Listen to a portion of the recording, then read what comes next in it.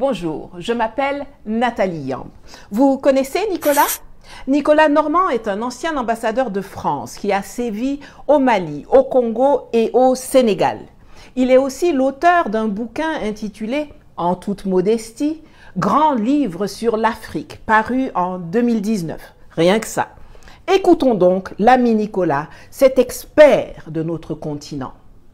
Ce sont des pays quand même dépendants de l'étranger, n'est-ce pas? Ce sont des pays pauvres qui n'ont pas beaucoup de ressources, même s'il y a de l'or au Mali, même s'il y a un peu de pétrole au Niger, ils ont absolument besoin de partenariats. Le problème, c'est que la Russie ne leur apporte aucune aide, sauf une aide militaire pour faire une garde prétorienne autour des putschistes, en fait. Ça, personne d'autre ne pouvait le faire. Ce sont des pays très pauvres qui n'ont pas de moyens budgétaires. Et la Russie elle-même a le PIB de l'Espagne. C'est un pays pauvre qui n'apporte pas d'aide, qui fait payer ses services. Ces mercenaires Wagner, il faut les payer, alors que Barkhane et les appuis militaires français étaient gratuits pour les pays africains.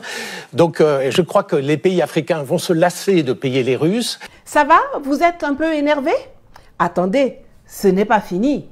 Ils sont nombreux, comme lui, à venir nous expliquer que l'Afrique est pauvre, qu'elle ne représente rien dans le commerce extérieur français. Il y a 2 ans, j'ai engagé un palabre sur Twitter, devenu X, avec l'ex-ambassadeur de France aux Nations Unies et aux États-Unis, Gérard Haraud. Il m'a d'ailleurs promptement bloqué, ainsi que toute une flopée d'Africains qui avaient également réagi avec moi. Le 2 octobre 2022, l'ami Gérard a publié que toute l'Afrique ne représente que 5% de tout le commerce extérieur et des investissements français. Et que même dans les 5% là, c'est l'Afrique anglophone qui est majoritaire. Quelques heures plus tard, son 5% avait baissé à 4%. Vous me direz, c'est toujours mieux que les 3% auxquels nous ramène l'ami Nicolas. Maintenant, l'Afrique anglophone, ça représente 1% de notre commerce extérieur. Même chose que l'Afrique francophone, même chose que l'Afrique du Nord. Le continent africain tout entier, c'est 3% de notre commerce extérieur. Il n'y a aucun pays africain... 25% pour la Chine. Oui, c'est 17% dans la plupart des pays africains, la part de la Chine. Voilà. Et donc, en réalité, il n'y a aucun d'Africains dans les 10 premiers partenaires français. Aujourd'hui, on va en finir avec cette légende urbaine. Les chiffres auxquels il se réfère de la Banque mondiale, de l'INSEE, sont faux et truqués et je vais le démontrer. Un de mes tontons travaillait au Gabon à la grande époque de Elf. Chargé d'auditer les procédures d'enlèvement, il constate qu'en lieu et place de 2 cales de navires chargés de pétrole mentionnés sur le manifeste, ce sont bel et bien 3 cales qui sont chargées. Quand il veut noter la différence, on lui fait savoir très clairement et très gentiment que grand, si tu tiens à la vie là, tu ferais mieux de te taire et de faire ni vu ni connu. Certains vont dire que non, ça là, elle raconte, elle invente.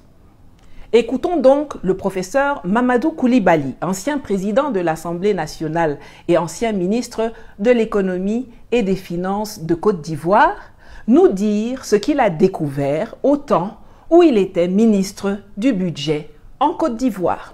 Et écoutez. Moi, je suis allé visiter ici à Abidjan une des plateformes pétrolières, mais en haute mer là-bas, j'étais avec feu le ministre Daouda Thiam, parce que je voulais savoir où passait l'argent du pétrole. Il m'a dit, viens, on va aller. On a pris l'avion, on est arrivé, on a regardé. Quand on est revenu, tu as compris, non? Mais, chers amis, on est couché à Abidjan, les tankers viennent faire le plein et puis s'en vont. Et puis c'est eux qui nous disent, bon, on a pris 10 barils, 20 barils, et nous on comptabilise ça dans le budget. Ça fait que on est pays pétrolier, mais notre production ne dépasse jamais les 40 000 barils jour. 40 000 barils, c'est rien du tout. Mais en même temps, depuis 1960, là-bas, on n'a pas été capable de construire une raffinerie ici pour raffiner ce pétrole ici et puis le vendre ici. Ce petit pétrole-là s'en va et puis on commande du pétrole nigérian pour le raffiner ici et le vendre ici. Après, on se plaint des fluctuations du dollar.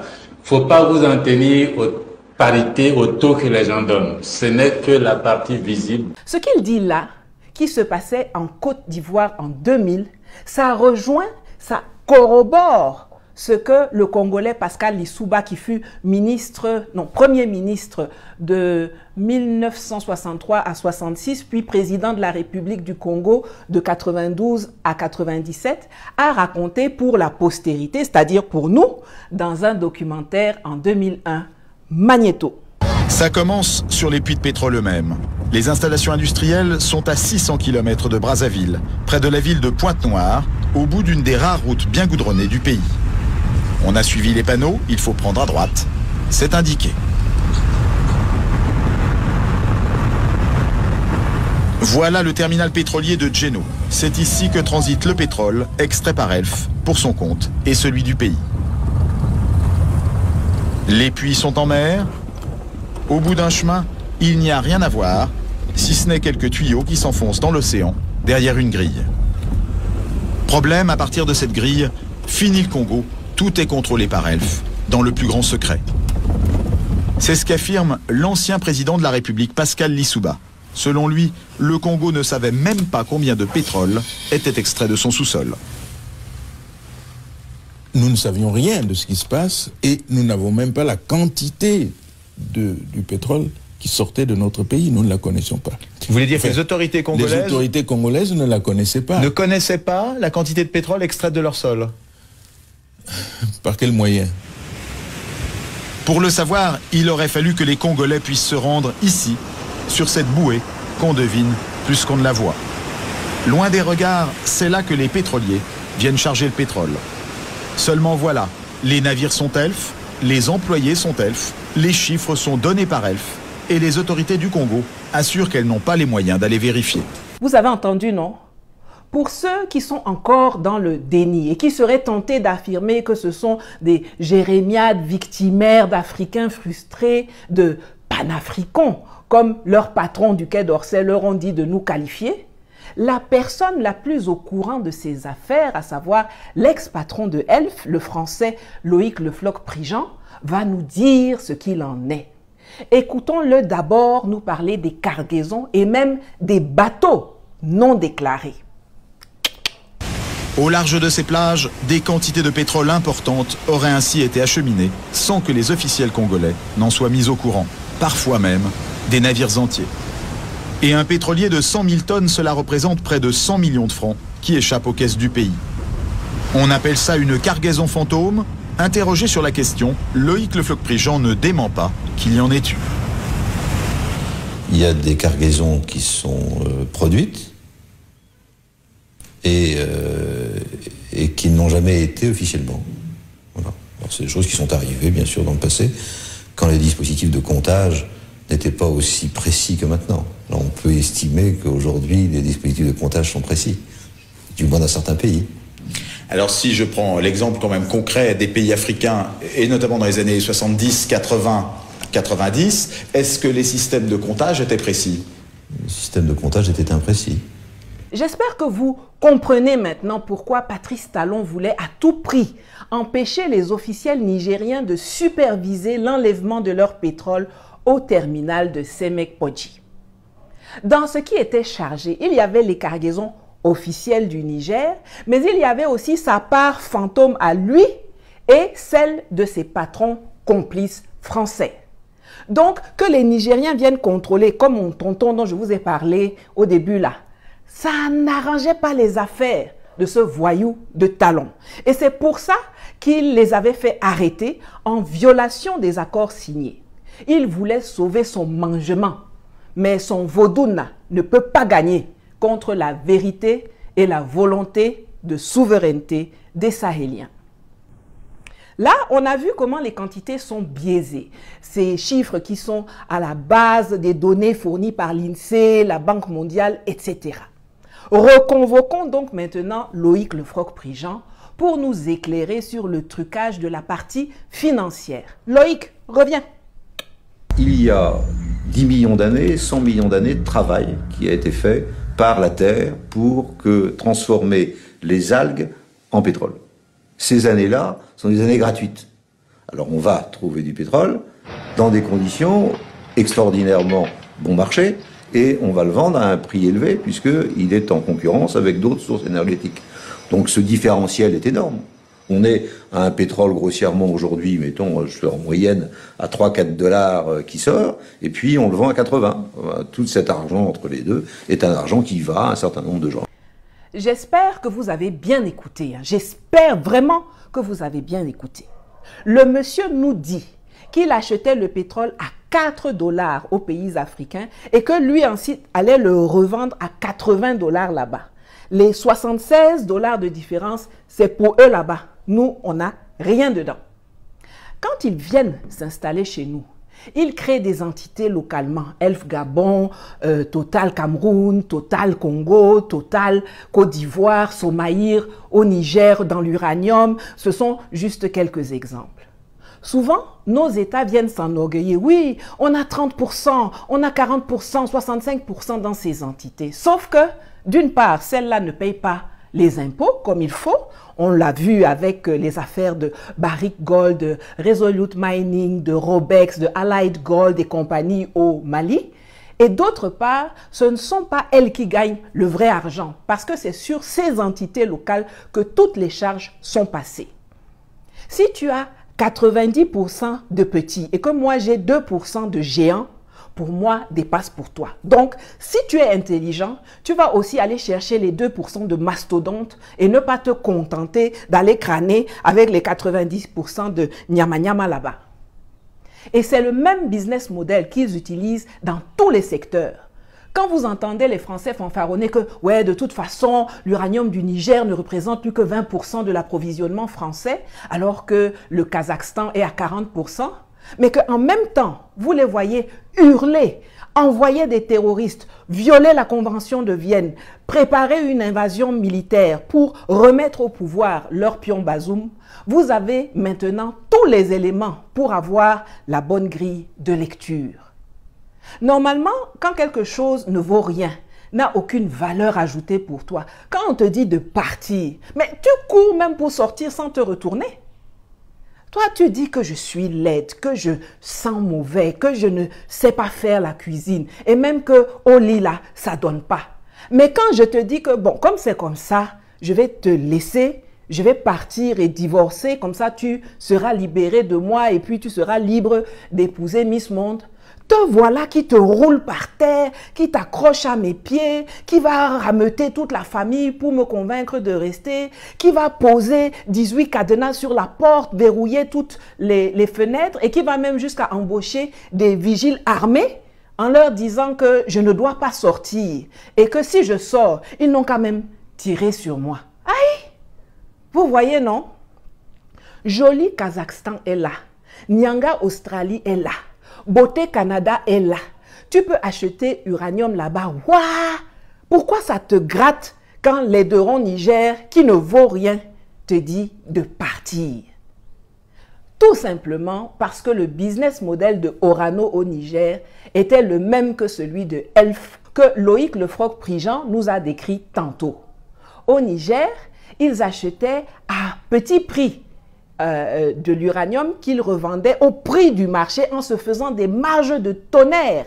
Alors que chez les Miss Kazakh, Australie et Canada, là, il est obligé de payer ça au prix du marché et sa marge est mingiri comme ça.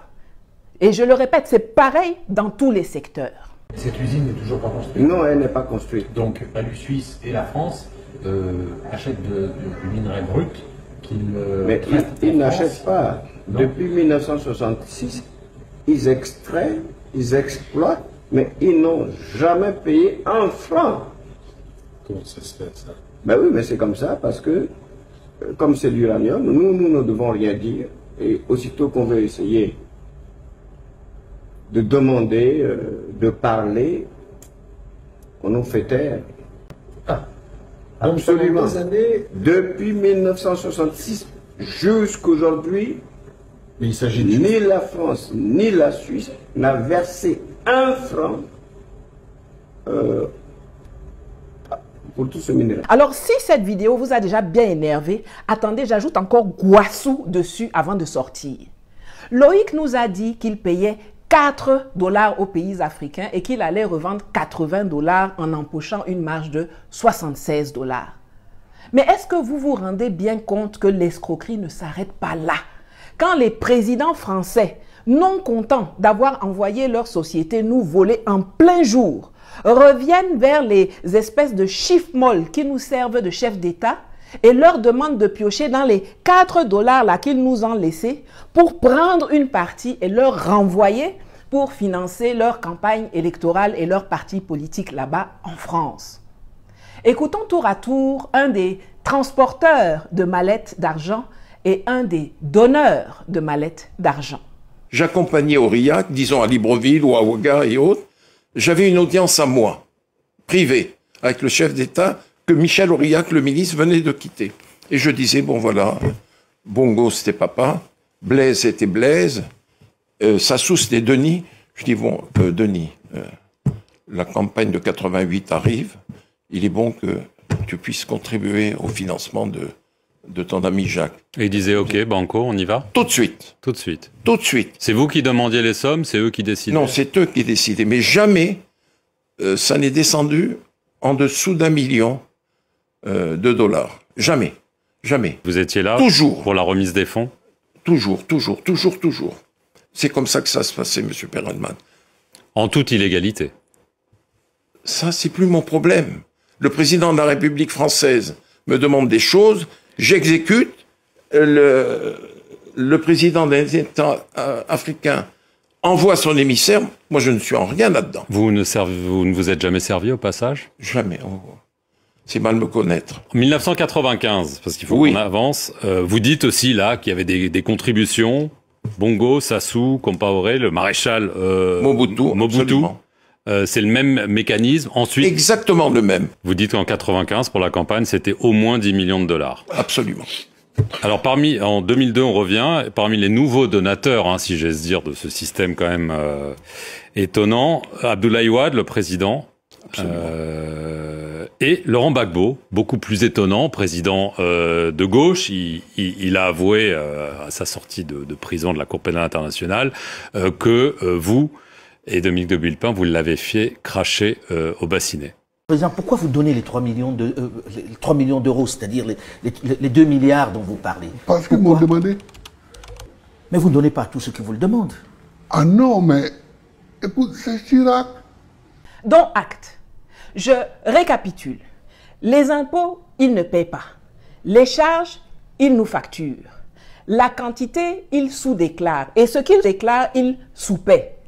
Et ce qu'ils sous-paient là, ils récupèrent une partie pour financer leurs activités politiques en France.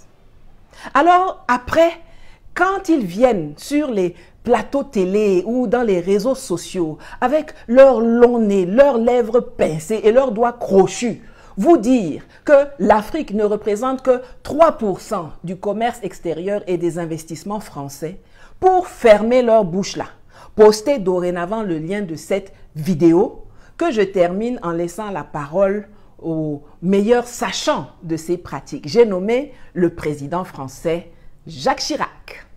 On oublie seulement une chose, c'est qu'une grande partie de l'argent qui est dans notre porte-monnaie vient précisément de l'exploitation, depuis des siècles, de l'Afrique. Pas uniquement, mais beaucoup viennent de l'exploitation de l'Afrique.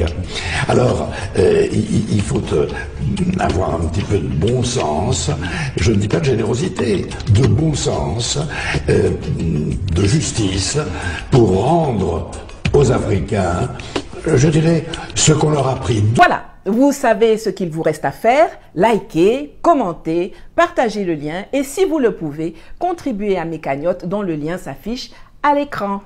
À bientôt.